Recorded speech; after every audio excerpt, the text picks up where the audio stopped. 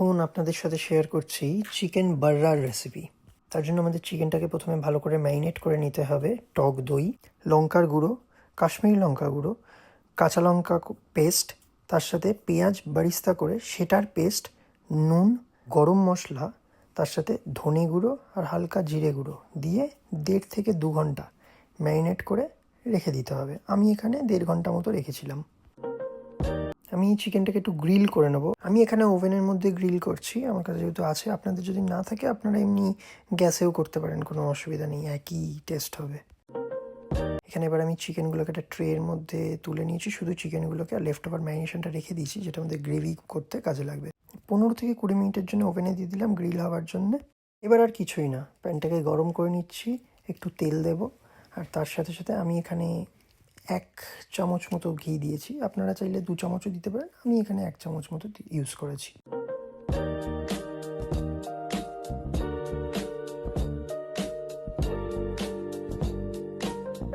এবার ঘি আর তেলটা যখন গরম হয়ে আসবে, তার মধ্যে আমার যে লেফট ওভার ম্যারিনেশনটা ছিল, যেটা আপনাদের বলেছিলাম কাজে লাগবে, সেটা পুরোটা দিয়ে দেবো এর মধ্যে।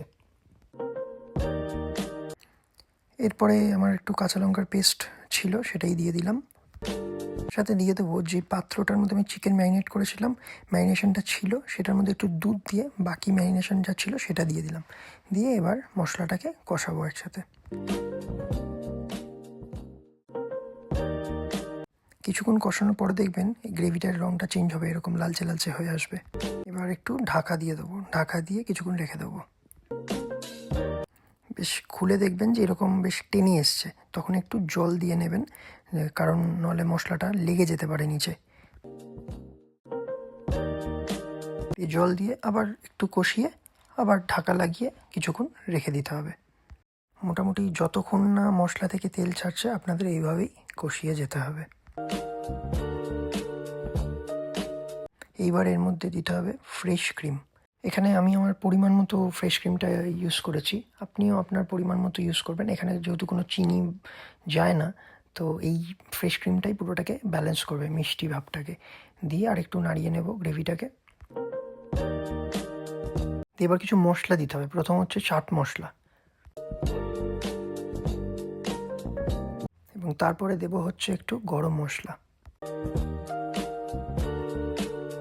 দিয়ে জাস্ট একটু নাড়িয়ে নিতে হবে। এদিকে আমার চিকেনটা গ্রিল হয়ে গেছে মোটামুটি, দেখা যাক কীরকম হয়েছে।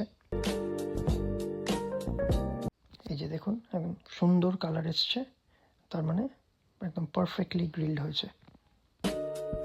এবার চিকেনগুলোকে গ্রেভির মধ্যে দিয়ে দেবো।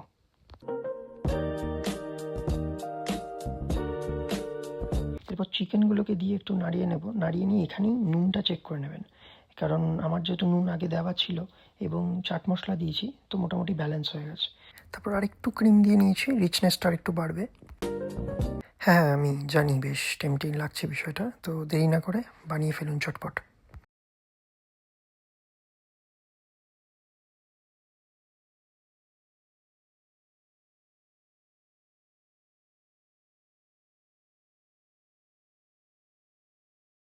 এটা এইরকম দেখতে হবে আপনার চিকেন বার্গারটা।